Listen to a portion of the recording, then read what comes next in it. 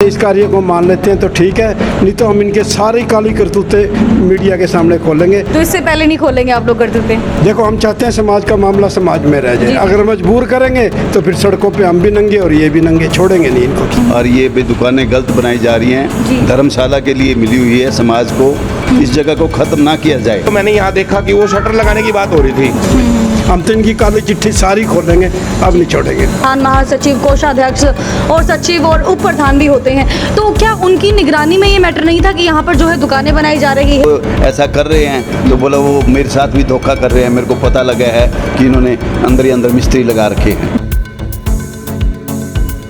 पूछना चाहती हूँ कि क्या पंजाबी समाज के लोग आपके साथ और नहीं है? कोई सुख दुख के लिए धर्मशाला होती है, ना कि व्यापार चलाने के लिए। इसको तो नमस्कार, संसार क्रांति देख रहे हैं आप। मैं हूं आपके साथ सौम्या माथुर। फिलहाल हम लोग मौजूद है हिसार की पंजाबी धर्मशाला में, जो राजगुरु मार्केट के बीचों बीच है और हिसार की नो डाउट आन बान शान है। इसको लेकर एक मैटर आया है। मैटर पूरा का पूरा क्या है वो भी हम आपको बताएंगे, और नगर निगम के द्वारा किस तरह का नोटिस पंजाबी धर्मशाला के खिलाफ जारी किया गया है वो भी हम आपको बताएंगे। हमारे साथ फिलहाल जो है एक शख्सियत मौजूद है, इनसे हम लोग जान लेते हैं। जी सर, आपका नाम? सतीश भाटिया। जी, तो सर मैं आपसे जानना चाहूँगी कि किस तरह का नोटिस जो है नगर निगम के द्वारा पंजाबी धर्मशाला को पकड़ाया गया है? ये एजिटेशन हुआ था जब दुकानें बनाई जा रही थी, तो उस समय भी बहुत सारे लोग इकट्ठे हुए थे और इकट्ठे होकर इनके साथ बातचीत की हुई थी। और ये भी दुकानें गलत बनाई जा रही हैं, धर्मशाला के लिए मिली हुई है समाज को, और धर्मशाला के यूज ही होनी चाहिए। यहाँ शहर में बहुत कंजस्टेड एरिया है, 50-50 गज में, 100-100 गज में बैठे हैं लोग। उनको छोटा मोटा प्रोग्राम करना होता है, सामाजिक प्रोग्राम करना होता है, सत्संग करना होता है, या कोई रस्म उठाला वगैरह करना होता है, तो उनके लिए जगह हो। कुछ लोग आएंगे तो कोई मोटरसाइकिल स्कूटर खड़ा कर सकते हैं, पार्किंग के लिए आ सकते हैं। इस जगह को ख़त्म ना किया जाए। हमारी ये मुख्य मांग थी कि शहर के लिए धर्मशाला की जो अस्तित्व है वो बना रहना चाहिए। आज कुछ दुकानें बनाकर बेच देंगे, कल को कुछ और बेच देंगे, इसलिए धर्मशाला की जगह बेची ना जाए। तो सर ये जब दुकानें बन रही थी, अभी तक तो ये मतलब बन के तैयार तो नहीं हुई है, आधे से ज़्यादा काम हो चुका है, तब आप लोगों ने अपनी आवाज़ को क्यों नहीं उठाया? ऐसा है जी, हमने इनसे पूछा था कि ये डेवलपमेंट क्या करने जा रहे हैं, तो उस समय लोगों को गलत बताया गया था कि ये बरसातों में कई बार प्रोग्राम ख़राब हो जाता है तो स्टॉल वगैरह लगाई जाएंगी, इसलिए ये शेड बनाया जा रहा है। तो सेट बनाने के लिए चलो लोगों ने सोचा कि कुछ अच्छी डेवलपमेंट है, लोगों के काम आएगी। लेकिन जब पता लगा कि शटर लगा दिए गए हैं और लोगों को दुकानें दे दी गई हैं, तब उसके बाद एजिटेशन शुरू हुआ। इन लोगों ने माना भी सही और अखबार में भी स्टेटमेंट भी दी कि हम ठीक है पैसे वापसी कर देंगे और ये दुकानें नहीं बनाएंगे। सर मैं आपसे एक बात जानना चाहूँगी, पंजाबी धर्मशाला की बात करें, किसी भी धर्मशाला की बात करें, वहाँ पर प्रधान, महासचिव, कोषाध्यक्ष और सचिव और उप प्रधान भी होते हैं, तो क्या उनकी निगरानी में ये मैटर नहीं था कि यहाँ पर जो है दुकानें बनाई जा रही है शेड का नाम देकर? अपनी अपनी सोच है जी, उन लोगों को हमने बहुत बार कहा, लेकिन वो अपनी ये सोच रहे थे कि हम यहाँ से पैसा लेकर और वहाँ बनाएंगे, जबकि समाज के लोग ये कहते थे कि आप पैसा रखो, 1 लाख रखते हो, 2 लाख रखते हो, हम देने के लिए तैयार हैं जी। लेकिन शेयर होना चाहिए सबका। आप कैसे हमने अपने आप फैसला ले लिया कि हम ये जगह बेचकर वो जगह बनाएंगे? सर क्या आपको लगता है कि अगर यहाँ पे ये दुकानें बना दी जाए तो जो भी इसका पैसा आएगा वो पंजाबी धर्मशाला को ही मिलेगा? क्योंकि नो डाउट राजगुरु मार्केट में अगर किराए की बात करें तो बहुत एक मोटा किराया जो है व्यापारियों से वसूला जाता है, तो यहाँ से अगर आप लोगों को किराया मिलता तो आपको लगता है कि पंजाबी धर्मशाला में वो लग जाता?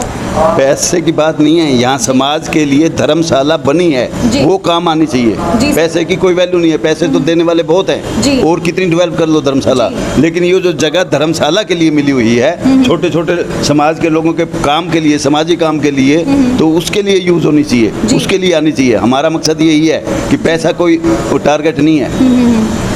तो मतलब अगर ये मतलब इन दुकानों को लेकर अगर मैं CLU की बात करूं, क्योंकि चेंज लैंड फॉर यूज़ लेना बहुत ज़्यादा जरूरी होता है, तो CLU क्या लिया हुआ इन दुकानों के लिए? इन लोगों ने कोई CLU नहीं लिया हुआ, ना मिल सकता। हाँ जी। ये जगह ही जब मिली थी माननीय स्वर्गीय ओम प्रकाश महाजन जी के प्रयास से मिली थी, और उन्होंने धर्मशाला बनाने के लिए ली थी।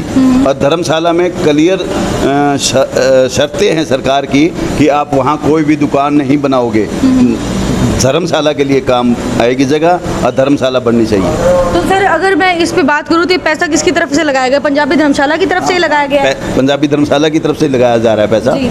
और जो कि गलत है। इतनी बार मीटिंगें होने के बावजूद ये मान चुके, मीटिंगों में मान चुके, अखबारों में बयान दिए हैं कि ठीक है हम हटा देंगे, नहीं बनाएंगे। बीच में हमारे मेयर साहब जो बने हुए हैं उस समय वो भी थे, गौतम सरदाना जी भी आए थे। उन्होंने कहा था कि आप एजिटेशन ख़त्म करो और इनकी तरफ से मैं विश्वास दिलाता हूँ कि यहाँ दुकानें नहीं बनेंगी। उसके बाद मेयर साहब से हम मिले भी सही। मेयर साहब ने अभी एक दो किसी सामाजिक प्रोग्राम में मिले, उन्होंने अब भी आश्वासन दिया कि मैंने उनको बोल दिया है दुकानें नहीं बनाई जाएंगी और दुकानें नहीं बनेंगी, धर्मशाला ही रहेगी। लेकिन अब जब हम मेयर साहब से मिले कि वो तो ऐसा कर रहे हैं, तो बोला वो मेरे साथ भी धोखा कर रहे हैं। मेरे को पता लगा है कि इन्होंने अंदर ही अंदर मिस्त्री लगा रखे हैं। जी, तो सर नो डाउट CLU नहीं है ज़मीन का, तो इलीगल ही हुई एक तरह से। तो क्या नगर निगम की तरफ से नोटिस भी दिया गया है इसको तोड़ने के लिए? नोटिस तो आया हुआ है, आपको दिखाया भी है नोटिस, लेकिन उसके बाद भी भाईचारे में ये रखा हुआ था कि हम ये बोले कि दुकानें नहीं बनेंगी और हम अपने आप हटा लेंगे इसको। तो आज इतना टाइम हो गया इस बात को करते करते कि आज नहीं बना, कल हटा देंगे, आगे हटा देंगे, अब ये हो गया, अब ये हो गया, अब ये प्रोग्राम है। तो अब ये दोबारा इन्होंने अपनी ये चालाकी से चुपचाप मिस्त्री लगाकर, जबकि हम ये सोच रहे थे कि प्रधान जी से बात करेंगे, प्रधान जी बीमार चल रहे थे कई दिनों से, तो हम इस दौरान में विश्वास रखा कि यहाँ कोई प्रोग्राम नहीं होगा क्योंकि प्रधान जी बीमार चल रहे हैं। लेकिन हमें क्या पता कि प्रधान जी के बीमार होते हुए पीछे से ये काम करने लग जाएंगे। तो मतलब कहीं ना कहीं सर प्रधान महासचिव को प्रधान जी के बारे में तो क्या कहिए, जब बत्रा जी फिलहाल हमारे बीच में नहीं है, लेकिन बीमार थे, पहले भी कई दिनों से बीमार चल रहे थे। तभी हमारे मेयर साहब से बात हुई, उन्होंने कहा भी वो बीमार चल रहे हैं प्रधान जी और वो आएंगे तो हम बात करेंगे और अब ये दुकानें नहीं बनाई देंगे। लेकिन अब पता लगा कि वो तो प्रधान जी तो बीमार हैं और वो हॉस्पिटल में थे और अब डेथ हो गई, उसके पीछे पीछे इन्होंने ये काम कर दिया जो कि एक समाज के साथ धोखा करने की। अगर नोटिस आने के बाद भी यहाँ पर कार्रवाई नहीं होती तो आने वाले समय में किस तरह से पंजाबी वेलफेयर सोसाइटी इकट्ठा होकर यहाँ पर जो है काम करने वाली? हम सामाजिक तौर पे बात करेंगे, अगर नहीं मानते तो हम निगम में भी जाएंगे और निगम भी अगर नहीं मानती तो हम कोर्ट भी जाएंगे। बहुत बहुत धन्यवाद सर आपका। तो और भी लोग हमारे साथ मौजूद है, पंजाबी समाज से बिलोंग करते हैं। सर एक बार आप आगे आ जाइए प्लीज़। सर आप क्या कहना चाहेंगे इस मैटर को लेकर, आपका क्या मानना है? ऐसा है जी कि सन 2015 के अंदर 31 लोगों की मेमोरी कमेटी बनाई गई थी और उसके अंदर हमने बाकायदा यहाँ पे गेट पे धरना भी दिया था। और उस 31 मेमोरी कमेटी में सतीश भाटिया जी, बजाज साहब और शहर के मौजूद लोग थे। एजिटेशन करने के बाद गौतम सरदाना जी और यकदत सेतिया जी उस टाइम के प्रधान थे, उन्होंने ये कहा था कि आप लोग एजिटेशन बंद कर दीजिए, हम इन जो दुकानें बना रहे हैं इन दुकानों को हम स्टॉल के रूप में यूज़ करेंगे। उसके बाद हमारा एजिटेशन ख़त्म हो गया था।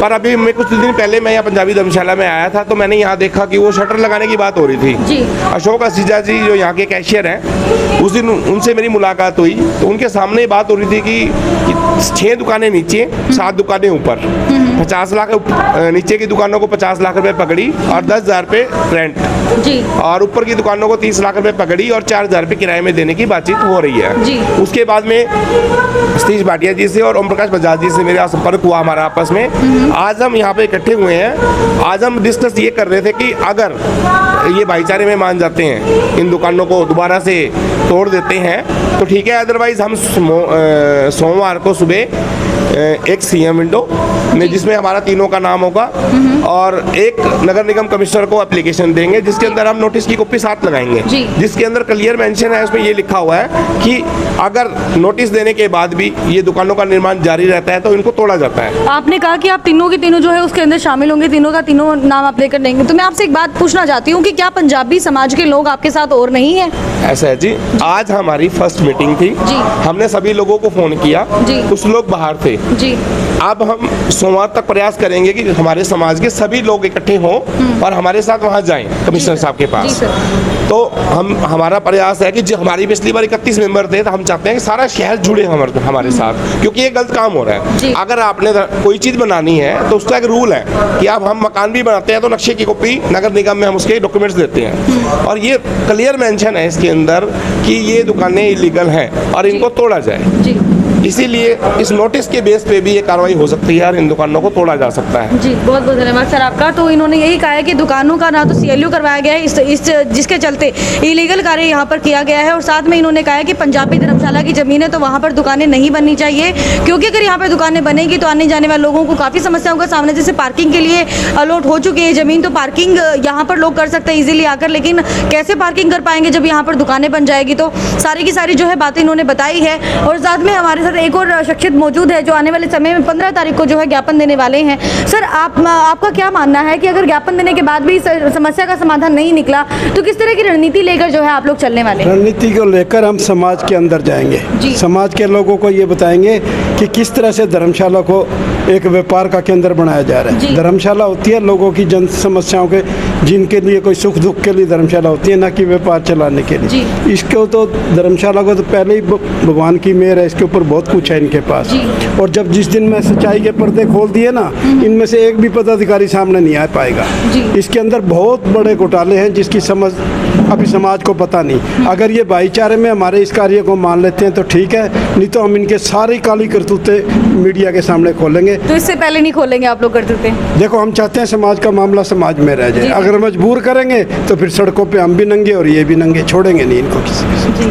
तो मतलब आप देख सकते हैं कि सीधी सीधी इन्होंने बात कही है कि अगर इन्होंने ये काम नहीं रोका, जो पंजाबी धर्मशाला, पंजाबी वेलफेयर सोसाइटी के जो भी हैं, जैसे उप प्रधान है, सचिव है, कोषाध्यक्ष है, जो भी हैं जिनके निगरानी के अंदर काम हो रहा है, अगर उन्होंने इस काम को नहीं रोका तो आने वाले समय में जो काली करतूतें एक तरह से मतलब पंजाबी धर्मशाला के अंडर की गई हैं, वो सारी की सारी उनको ये उजागर करने का कार्य करेंगे। लेकिन आने वाले समय में ये पता लगेगा कि जैसे ये CM विंडो के अंदर अपनी एक तरह से मांग को रखने जा रहे हैं, तो किस तरह का रिस्पॉन्स इन लोगों को मिलने वाला है। एक बात मैं जरूर कहना चाहता हूँ जो कि मेरे आज भी छाती में दर्द है, वो इसलिए है कि ये धर्मशाला जो है ना जी, जहाँ तक मैं सोचता हूँ ये समाज की ना होकर एक व्यक्तिगत लोगों की है।